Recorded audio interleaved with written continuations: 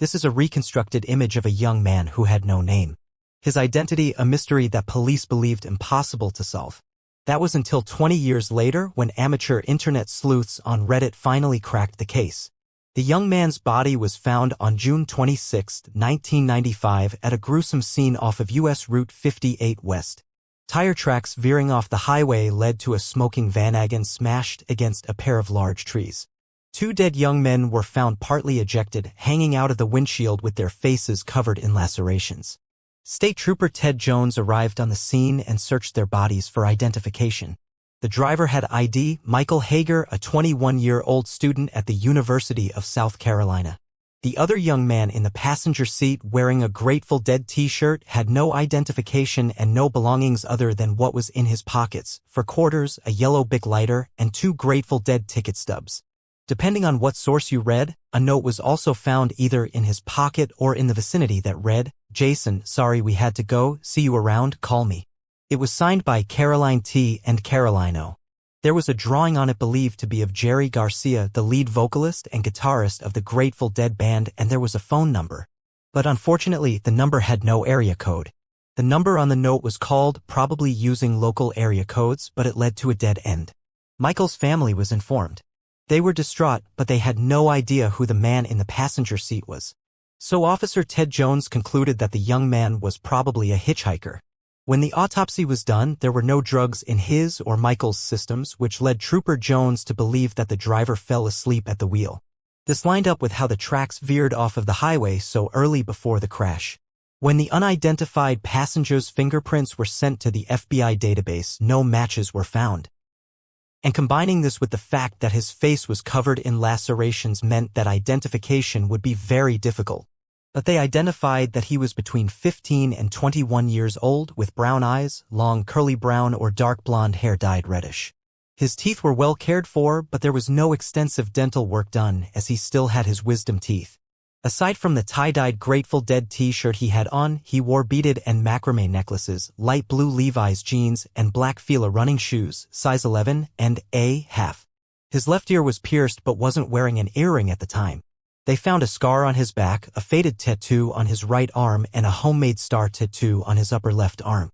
But with nothing else to go on, Ted Jones focused his attention on the 2 Grateful Dead ticket stubs which were for shows on June 24th and June 25th, the 2 days before the car crash. Both Grateful Dead concerts took place at RFK Stadium, Washington, D.C., about 180 miles north of the crash site as a part of what ended up being an important tour. As it was 2 months before the band's founder Jerry Garcia passed away.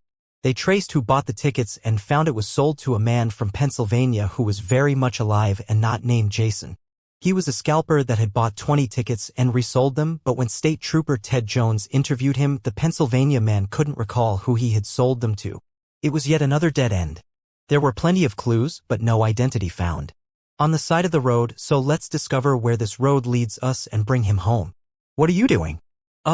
Just going over a case where a simple fatal car crash turned into a mystery that stumped investigators for decades. Who was this young man? Did he have a family? How long were they going to be left in the dark, wondering what happened to their boy? Here, let me take a look. Yeah. Aha. After carefully analyzing all the evidence, I've concluded that he was a fan of the Grateful Dead, who just so happened to be the inspiration behind my heavy metal band, the Circuit Freaks. Incorrect statements detected. Number 1. It is not your band. It is a collaboration between you, myself, and the 3rd grade. Number 2. The Grateful Dead is a band from the 60s that mixed rock, country, blues, jazz, and several other styles, none of which sound anything like heavy metal. If you're such a musical expert, then why are your vocals always so off-pitch? At least my rhythm is intact. Perhaps a drum machine would serve better in your place. My cousin is available. You can't kick me out of the band because I quit. Because of this apparent love for the Grateful Dead being one of the only things known about him at the time, the Unidentified Man, or John Doe as they are called, became known within web sleuths communities as the Grateful Doe. A clever pun, if I do say so myself. Since this Grateful Dead fan, or Deadheads, as they refer to themselves, was a hitchhiker and bought tickets from a scalper for the 2 shows at RFK Stadium. One might theorize he was following the band on their tour, except he was heading south from the stadium. The next tour location was in Michigan, northwest of the stadium. Well, where was he going then? It's not clear. To visit someone, maybe? They were making a detour.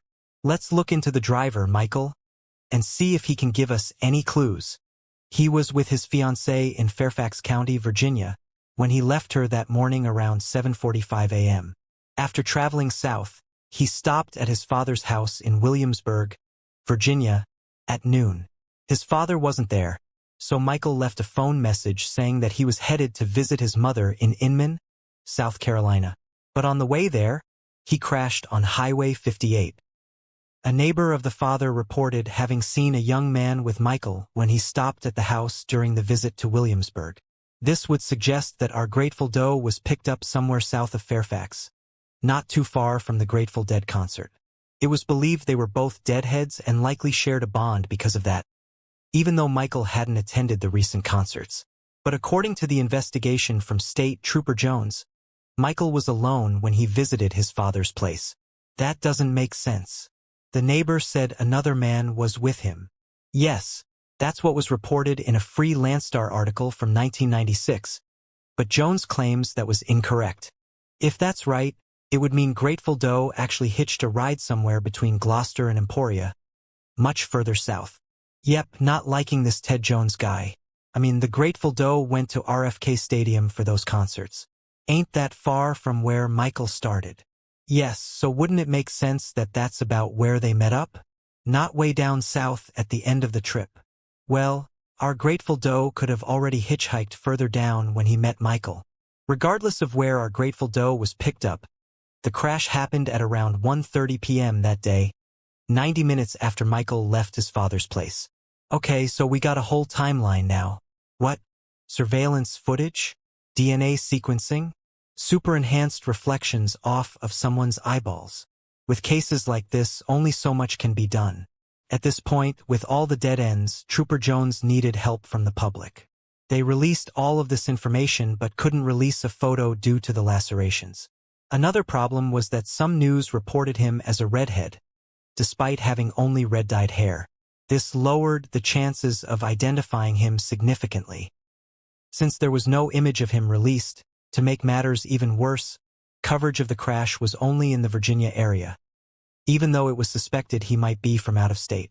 Now, let me guess, nobody came forward. Exactly. Seriously? This whole thing feels like a bunch of fumbles. Not even a sketch or nothing. A forensic sketch was only released 7 months after the crash, at which time news did report it again. 7 months? Why so long? It's not clear why. And it was only reported in Virginia, right? Yep. Geez. Ted Jones wasn't doing nothing. While there may be some fumbles, he was trying. Trooper Jones sent the description to all the police agencies in the country and received missing persons reports from 15 of them. He also sent the fingerprints to the Secret Service, which had a larger database than the FBI. The case information and sketch were mailed by him to news organizations in hopes of more coverage. But despite the hard work of Jones, nothing came out of those efforts. Jones said in an interview, "I investigated everything from every angle, and nothing ever panned out." Okay, maybe I'm being a bit hard on him, but I still feel like there could have been more done here. Well, from Jones' perspective, all he could do now was pass the investigation over to the state medical examiner's office in Richmond, Virginia, to compare the young man to missing case reports. And so that's when the case went cold. And the Grateful Doe, whose first name may or may not have been Jason, would go unidentified for years to come. While the case files and evidence gathered dust in storage, the internet started to become a staple in homes around the world, connecting people like never before. It was a new era with unknown possibilities and noisy modems. In 1999, the true crime community website Sleuths and a missing persons website, the Doe Network, were launched. But it wouldn't be until the mid-2000s, nearly 10 years after the crash, when this case found a home on the internet. In 2004, a profile page for the Grateful Doe was created on the Doe Network, and in 2005, user trying to ID posted about it on Sleuths. asking for help. People who were moved by the story investigated and scrutinized all the details from the comfort of their homes. Sounds like your kind of people, bro. They absolutely are. Theories ran rampant. Some questioned if the note was his and if it actually said Jason on it. They also speculated that he may have been a runaway. Others wondered if his stuff might have been stolen, which would explain why he didn't have any ID on him. User trying to ID took charge of the investigation. A vigilante detective, if you would. They also showed frustration with law enforcement, saying, "He died over 10 years ago. They do not have time to help this young man. So why not release information to me? Someone that is willing to give any extra time I have to this young man." Yeah, like if they had the phone number instead of that blurred-out image, a bunch of people could have called tons of area codes. Well, it's likely for privacy reasons. Also, one might assume law enforcement can't just release evidence to any citizen that asks for it. An exception could have been made, though. I mean, the police couldn't solve this case, but maybe these people could. Well, they weren't the only ones to show frustration with law enforcement. A few pointed out some things that Trooper Jones could have done. One user suggested he should have gone to the next show and handed out flyers, but the sketch only came about 7 months later. Other users helped trying to ID. Many took it upon themselves to compare the sketch and descriptions to missing person reports. When they found similarities, they posted their findings on Web Sleuths, and trying to ID contacted the medical examiner in Virginia. But every time they thought they had a match, fingerprints proved otherwise. But one promising theory appeared. There's a group called the Wharf Rats. Hey, that's a pretty cool band name. They weren't a band, but a support group, like AA.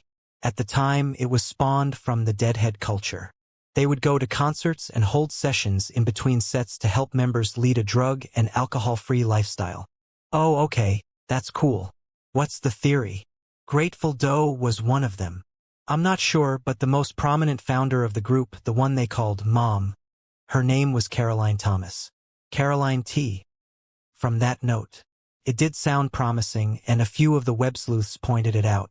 So, trying to ID called her, and unfortunately, she said she wasn't the Caroline T. From the note. But, Caroline T. Caroline Thomas? She's at all the concerts. She gave no reasoning, but the web sleuths believed she had no reason to lie. There's lots of Caroline T's out there, after all. Ugh. These theories are going nowhere. Not a single break. Nothing. For now.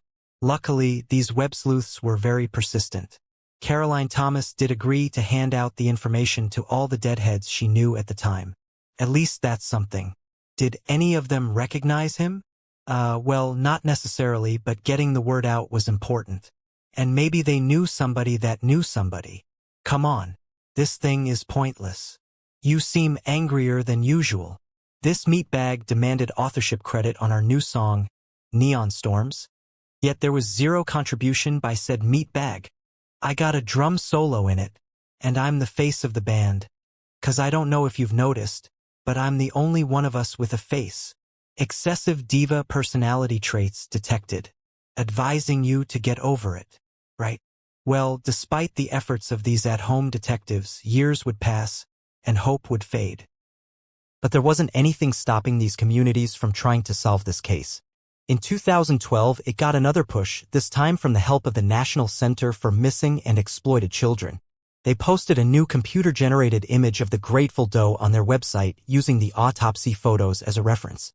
The recreation was more clear and realistic, but people were quick to note that it looked different from the original sketch. They believed that the trauma to his face attributed to this discrepancy. Regardless of this, users spread the new image around, hoping someone might recognize him. That same year, a Facebook page was set up by users Alyssa and Lisa.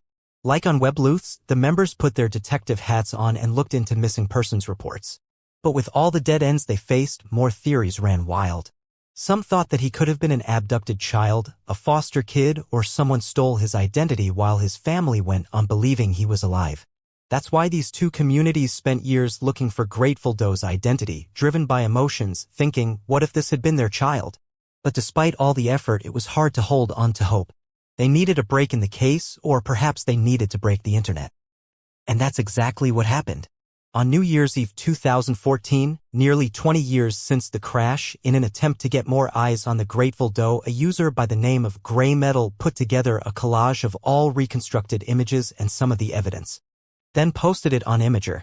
She wrote a heartfelt first-person post laying out all of the details. Do you recognize me? I have been without my name for nearly 20 years.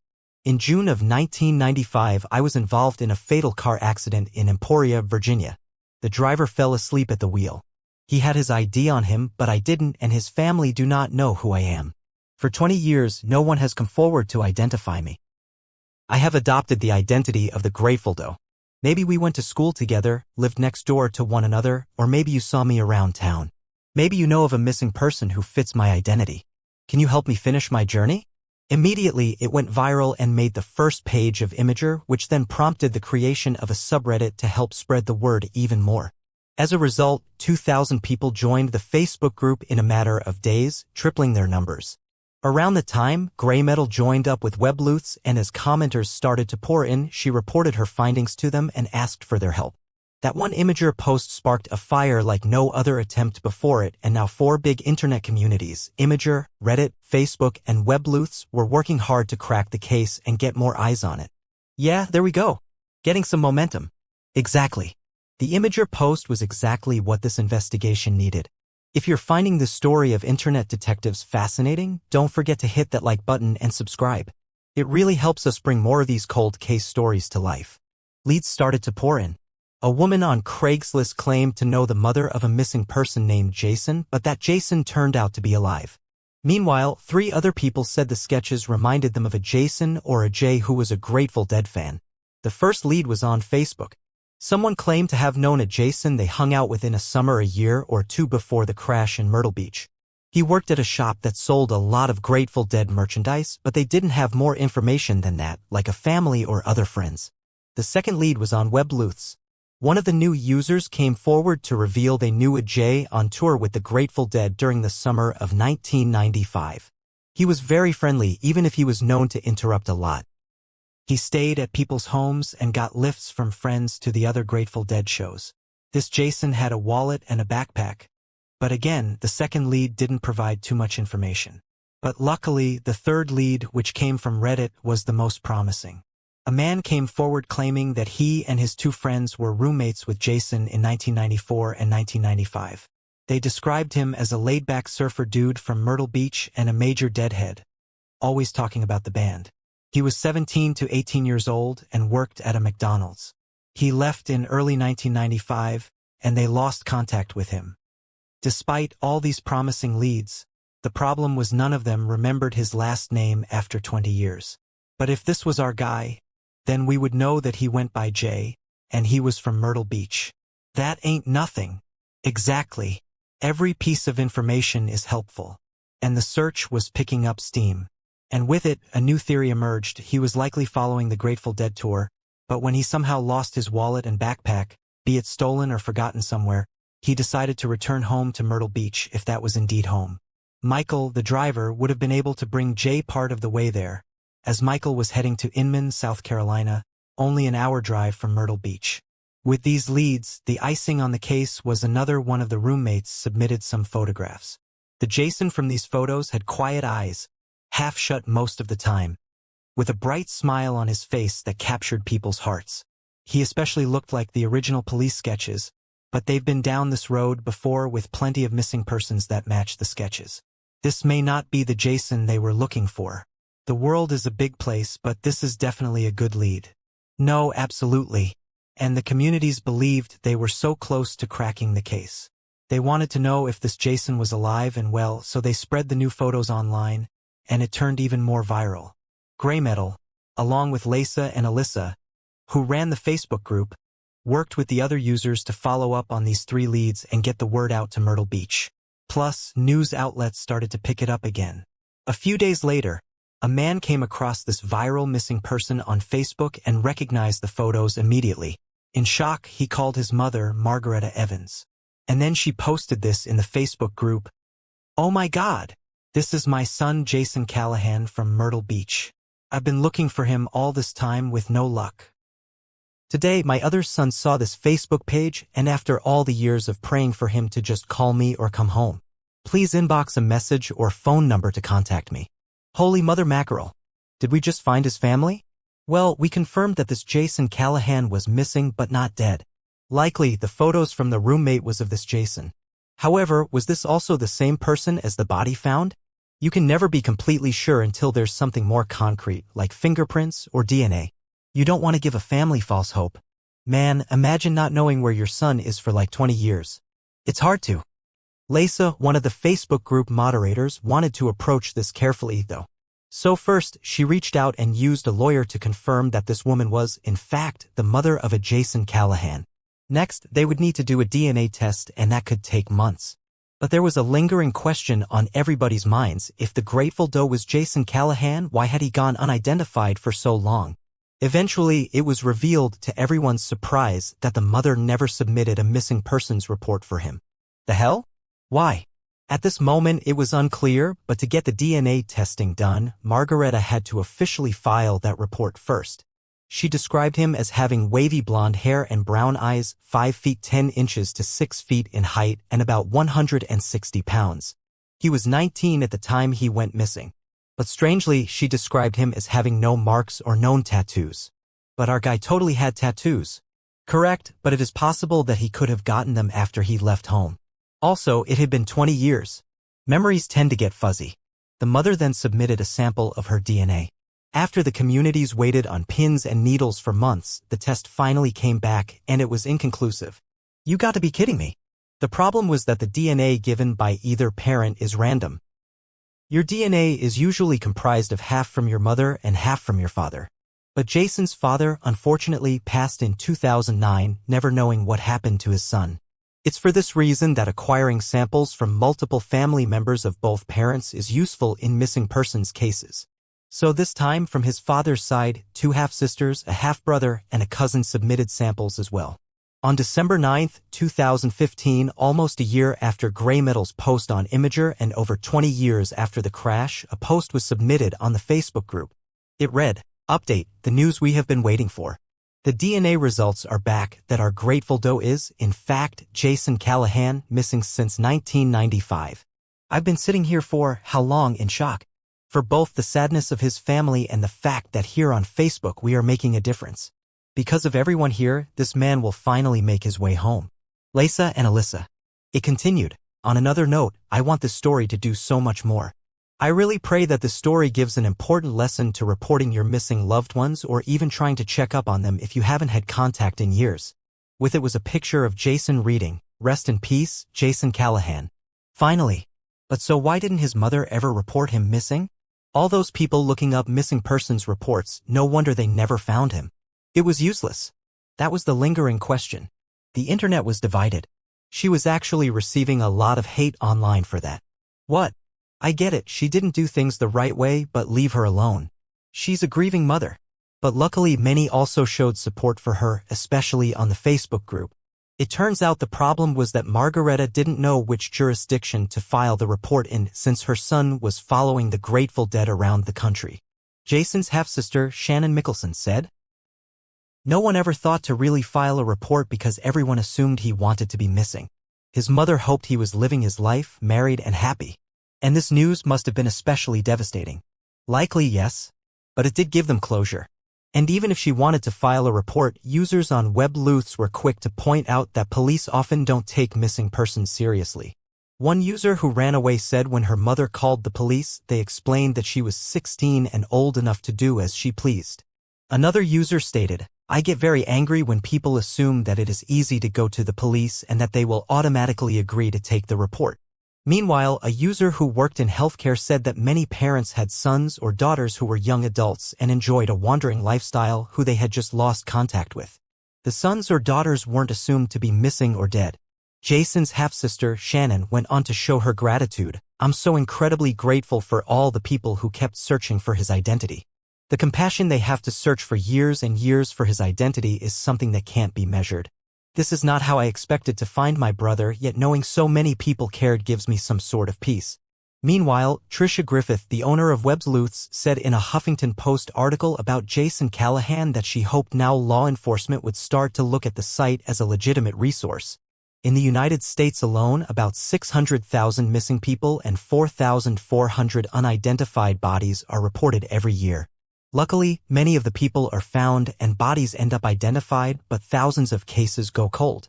The Facebook group and subreddit for Jason Callahan is now dedicated to helping find unidentified persons in general. This just goes to show that the internet doesn't have to be just for TikTok dances and hateful comments. Sometimes communities can come together for the grateful good. Ignoring the lame pun, you're right.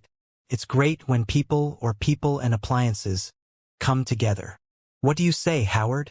Give it another try? Your drum rhythm is above average. I will allow you to rejoin the trio. Great. Let's go finish our practice. Hit it. If be to hit subscribe and the thumbs up, it would really help us out if you did. Also, if you enjoyed this video, maybe you'd like this one about a group of friends who mysteriously began to die one by one years after they played in what they thought was falling snow. Click the video on screen to watch now. ## additional background details about the case. In the aftermath of Jason's identification, more details about his life emerged. He had left his home in Myrtle Beach to follow the Grateful Dead during their 1995 summer tour, which was inadvertently their final tour as Jerry Garcia would die of a heart attack in August of that year. Jason was among thousands of young Deadheads who traveled from show to show, forming a community on the road. The Grateful Dead had a unique fan culture. Shows were known for attracting nomadic fans who would follow the band across the country, creating temporary communities in parking lots outside venues. Many survived by selling handmade jewelry, tie-dyed clothing, food, or sometimes drugs. This lot scene was a critical part of the Grateful Dead experience, and for many young people like Jason, it provided an exciting alternative lifestyle. According to his roommates who came forward during the investigation, Jason was fascinated by this culture. He had apparently saved up money working at McDonald's specifically to be able to follow the band. For many young Deadheads, communication with family was sporadic at best. This helps explain why his mother wasn't immediately concerned when she didn't hear from him. The crash that killed Jason and Michael Hager occurred just a day after Jerry Garcia's final performance with the Grateful Dead at RFK Stadium in Washington, D.C. This adds a poignant historical context to the tragedy. Jason likely never knew he had witnessed the final shows of his favorite band. The online sleuthing that eventually identified Jason represented one of the earliest major successes of internet communities working together to solve cold cases. Since then, similar approaches have been used to identify many other unidentified remains, showing how technology and community can combine to bring closure to families. The note found with Jason that mentioned Caroline T. and Caroline O. remains somewhat mysterious.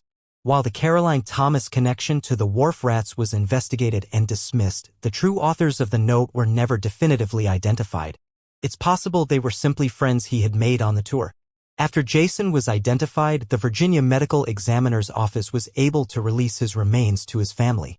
They were able to properly memorialize him, something that had been impossible during the 20 years he remained unidentified. His identification provided not only answers about what happened to Jason, but also helped bring attention to the thousands of other unidentified remains across the country. The case of the Grateful Dead highlights both the challenges and opportunities in missing persons cases. On one hand, it shows how easily someone can slip through the cracks, especially young adults who may be voluntarily following an alternative lifestyle. On the other hand, it demonstrates how persistent investigation combined with new technologies and social media can eventually lead to answers.